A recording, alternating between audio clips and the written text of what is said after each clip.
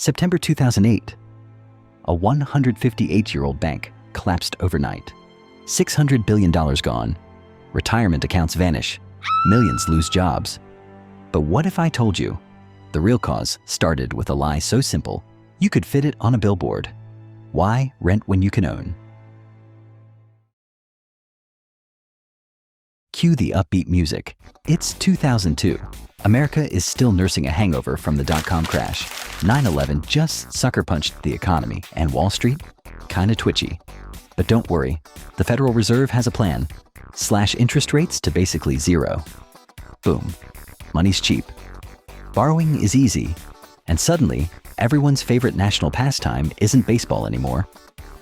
It's buying a house. Congratulations, you're approved for $500,000? But we make $40,000 a year. Not a problem. Adjustable rate, balloon payment, ninja loan. Wait, what's a ninja loan? No income, no job, no assets, no problem. See, back in the early 2000s, homeownership wasn't just a roof and four walls. It was the American dream. It meant stability, status, suburban bliss. And the message being pumped through every ad, billboard, and mortgage seminar was loud and clear. Why rent when you can own? Banks agreed. In fact, they agreed so hard they started throwing money at people like it was a game show, and everyone was winning. Enter the subprime mortgage. Translation: loans for people with bad credit, unstable income, or a vague idea of what money even is. Bad credit? No credit? Living in a van? You, sir, qualify for a luxury condo. Should I be worried about paying this back? Not your problem. If you default, we just sell the house for more. It was a housing gold rush, a frenzy. Everyone was buying. Prices skyrocketed. Your neighbor's house doubled in value in 6 months? Normal. Even McDonald's part-timers and baristas with $5 in savings are approved for mortgages. Just a normal day in the 2000s. And the rules? Oh, those got launched straight out the window. Traditional lending standards? Too slow. Risk assessments? Too boring. Down payments? Optional. If you had a pulse, you had a mortgage. People bought houses like ramen noodles. Lenders printed loans like monopoly money. Mortgage brokers made commissions faster than they could say, bubble. Behind all the buzz was a blind faith that housing prices would always go up, because they always had. Until now. But beneath the open houses and granite countertops, a question lingered. What could possibly go wrong? Spoiler, everything. But we're just getting started. By 2005, buying a house wasn't about stability anymore. It was about flipping it like a pancake and hoping the next buyer paid double. Real estate wasn't shelter. It was a lottery ticket. I teach phonics during the day and buy condos at night. I just bought my third house with zero down. I don't even live in any of them. Here's your latte. Sorry it took a minute. My bank just called and offered me another penthouse in Miami. This wasn't investing. It was a national obsession. Buy, flip, profit, repeat. And the more people joined in, the higher prices soared. The higher they soared, the more people rushed in. It was like trying to put out a fire by throwing gasoline at it, and everyone had a match. But beneath the red-hot exterior, rot? Those subprime mortgages everyone was gorging on? They were bad. Like, actually bad.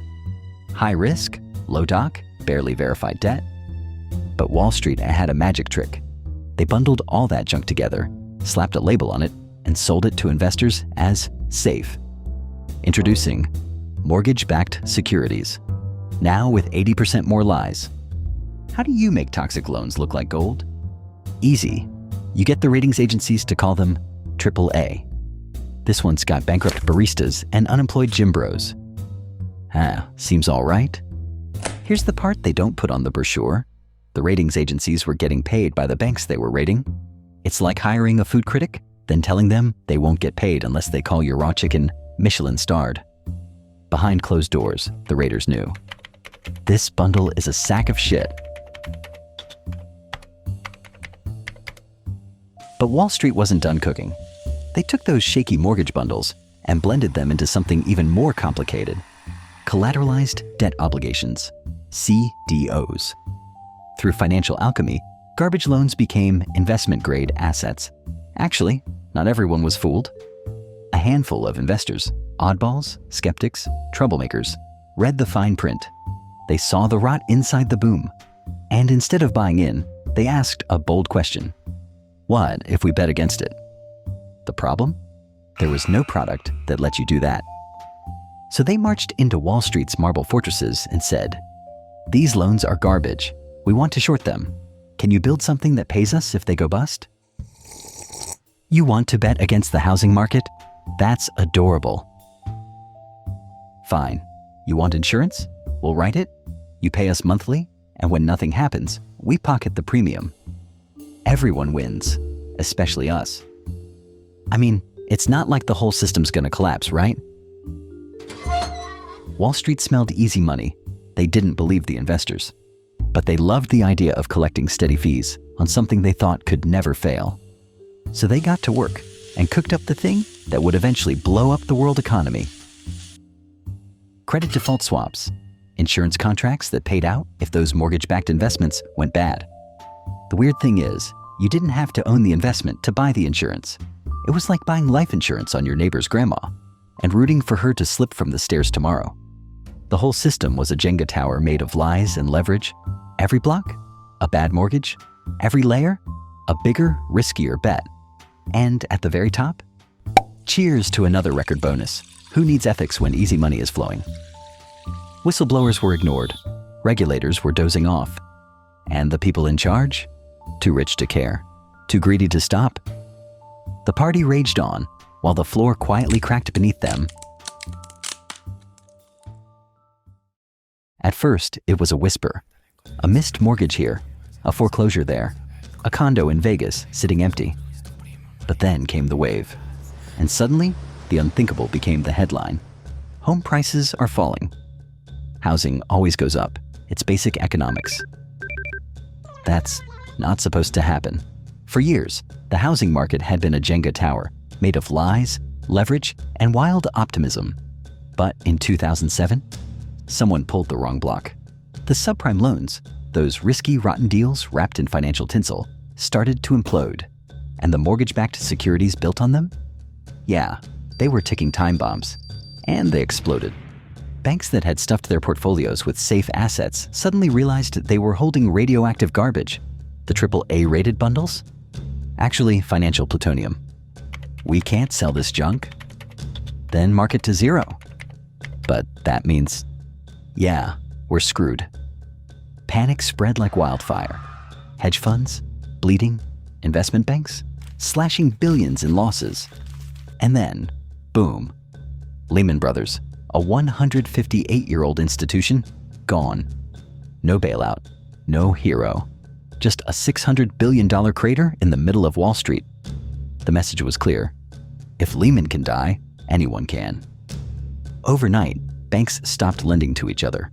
Credit markets froze solid. It was like someone yanked the power cord on the global economy. I need a loan to make payroll. Sorry, no liquidity? What does that even mean? It means we're closed. Good luck. Everything jammed. Families couldn't get mortgages. Businesses couldn't make payroll. Investors couldn't cash out. Retirees watched their pensions evaporate in real time. 401ks, toast, life savings, gone, job market, vaporized. By late 2008, it was full collapse mode. Millions unemployed. Foreclosures through the roof. Eviction notices stacked like junk mail. Soup kitchens, a place where food is offered to hungry and homeless people, couldn't keep up. Unemployment offices looked like disaster relief camps. This wasn't just Wall Street burning. This was Main Street in freefall. And it didn't stop at the US border. Iceland's major banks collapse. Tokyo stocks plummet. European leaders scrambled to respond. From London to Reykjavik, Tokyo to Sao Paulo, markets crashed, banks buckled, global economies spiraled. The question was no longer, who's next? It was, is the entire system broken? The Great Recession had officially begun. The US government had one impossible choice. Let it all burn, or throw billions of taxpayer dollars to the very guys who lit the match. October 2008, They picked the latter one. I need $700 billion. For what? To shovel into burning banks before the whole thing explodes. Enter TARP, the Troubled Asset Relief Program. Basically, they were giving Wall Street a $700 billion pillow to fall on. Why? Because the banks were too big to fail. Let them collapse, and they'd take down the global economy. So the government did what it had to do. They started chucking money out of helicopters. Seriously. Loans, bailouts, stock purchases? It didn't matter what form it took. If your balance sheet had smoke coming out of it, Uncle Sam brought the fire hose. But it wasn't just banks getting the golden treatment. AIG, the insurance giant that bet trillions on garbage, got over $180 billion in aid. Even GM and Chrysler, car companies, got $80 billion. It was triage on a scale no one had seen since the Great Depression. Meanwhile, over at the Fed, Ben Bernanke was busy rewriting the rules of economics with a money cannon. Interest rates? Sliced to near zero. Borrowing? Basically free. And then came the big one, quantitative easing, which means the Fed started printing money out of thin air to buy bonds and mortgage junk. Think of it as patching the Titanic with $100 bills. Don't worry, let me cook. And guess what? It kinda worked. Markets calmed down. Banks unclenched. The stock market bottomed out in March 2009 and started crawling back. Wall Street exhaled. But Main Street? Still choking on smoke. The aftermath was brutal. Unemployment hit 10%. 8 million jobs gone. 4 million homes foreclosed. $19 trillion in household wealth vanished. Families that had never missed a payment suddenly owed more on their homes than the homes were worth. And people were pissed. Wall Street bonuses are back. I just got evicted, and they get a bonus. The people who caused the collapse got bailed out. The people who lived through it got pink slips and food stamps. Wall Street popped champagne. Main Street stood in line for soup. And then came the rage. 2011, Zuccotti Park, New York City. Thousands gather, tents, drums, cardboard signs. One reads, "We are the 99%. It wasn't just about bailouts anymore. It was about a system rigged to protect the powerful, privatized profits, socialized losses, and a total absence of justice. No major Wall Street CEO went to jail. No handcuffs, no perp walks, just golden parachutes and quiet retirements. The system survived, but trust burned to the ground. A generation grew up knowing, when the banks mess up, they get rescued. When you mess up, you get wrecked. Because if 2008 taught us anything, it's that the next crisis doesn't look like the last one. It looks harmless, profitable, inevitable, until it isn't.